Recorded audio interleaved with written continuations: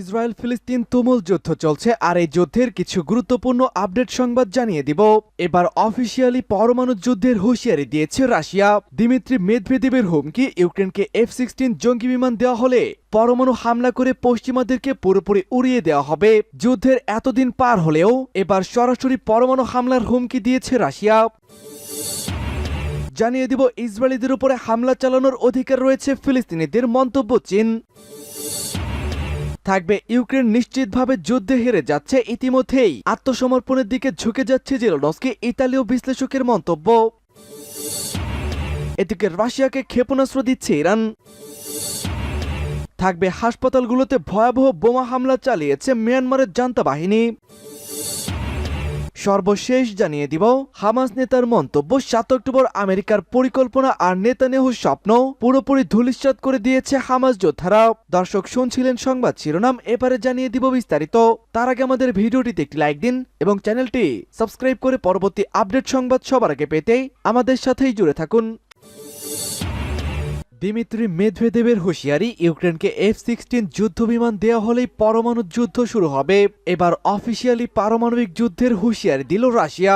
রাশিয়ার সাবেক প্রেসিডেন্ট এবং বর্তমান জাতীয় নিরাপত্তা পরিষদের উপপ্রধান দিমিত্রি মেদভেদেব বলেছেন, ইউক্রেনকে যদি পশ্চিমা দেশগুলো F-16 জঙ্গি বিমান সরবরাহ করে তাহলে পরমাণু যুদ্ধ শুরু হবে। ন্যাটো জোটের সদস্য দেশগুলো বর্তমানে ইউক্রেনের পাইলটদের F-16 জঙ্গি বিমান চালানোর প্রশিক্ষণ দিচ্ছে। এসব দেশ নিকট ভবিষ্যতে ইউক্রেনকে এই জঙ্গি বিমান সরবরাহ করবে।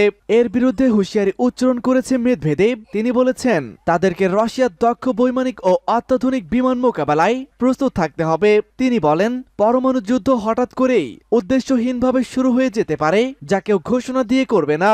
এ কারণে ইউক্রেনকে ঘিরে যে সমস্ত কৌশলের অনুসরণ করা হচ্ছে তার সবই বিপজ্জনক। রাশিয়ার বার্তা সংস্থা তাসকে দেওয়া এক বিশেষ সাক্ষাৎকারে আজ এসব বক্তব্য দিয়েছেন মেদভেদেব। মার্কিন নির্মিত বিমানগুলো হতে পারে পরমাণু যুদ্ধের সেই সম্ভাব্য ট্রিগার। ইউক্রেনের হাতে F-16 যুদ্ধ বিমান পরিচালনার মতো কোনো অবকাঠামো না থাকা সত্ত্বেও তারা এই বিমানটি চাইছেন। যদি ন্যাটো জোটভুক্ত কোনো দেশ থেকে ইউক্রেনের উদ্দেশ্যে এই বিমান উড়ে আসে তাহলে তারপরে কি ঘটবে সেটি আমি জানি না।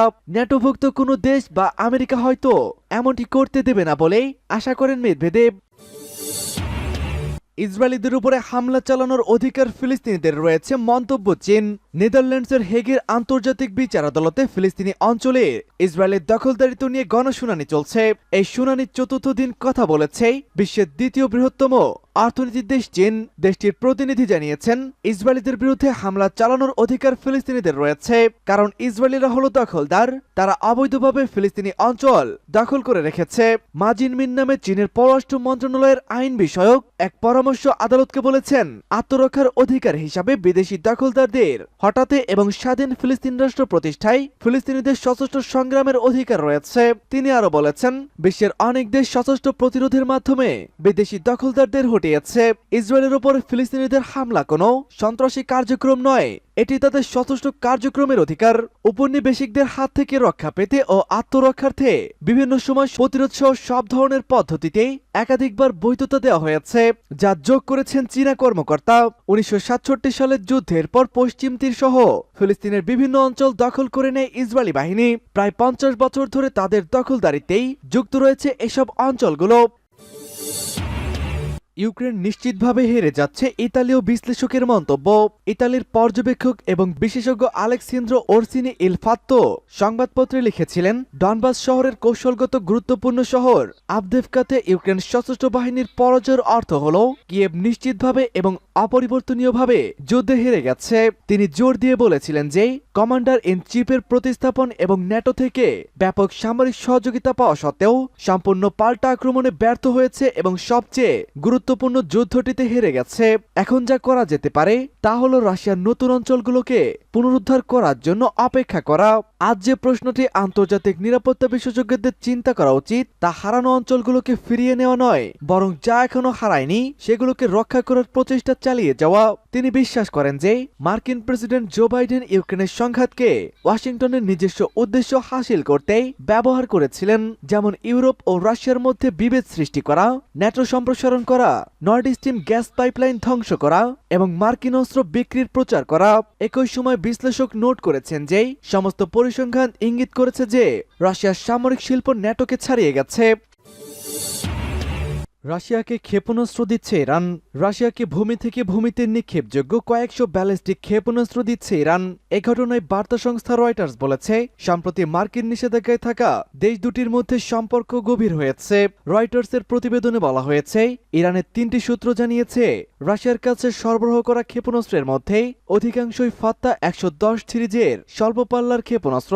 বিশ্লেষকেরা জানিয়েছেন, এসব ক্ষেপণাস্ত্র 300 থেকে 700 কিলোমিটারের মধ্যে থাকা লক্ষ্যবস্তুতে সরাসরি আঘাত আনতে সক্ষম। ইরানের ক্ষেপণাস্ত্র ব্যবহার নিয়ন্ত্রক বিপ্লবী গার্ড যদিও এ ব্যাপারে কোনো মন্তব্য করতে রাজি হয়নি। রাশিয়ার প্রতিরক্ষা মন্ত্রণালয় এ ব্যাপারে গোপনীয়তা রক্ষা করছে। ইরানের সূত্রের বরাত দিয়ে প্রতিবেদনে বলা হয়েছে, ক্ষেপণাস্ত্রের প্রথম চালান রাশিয়াতে যায় জানুয়ারি মাসে। এর আগে দেশ দুটির মধ্যে নিরাপত্তা চুক্তি সই হয়।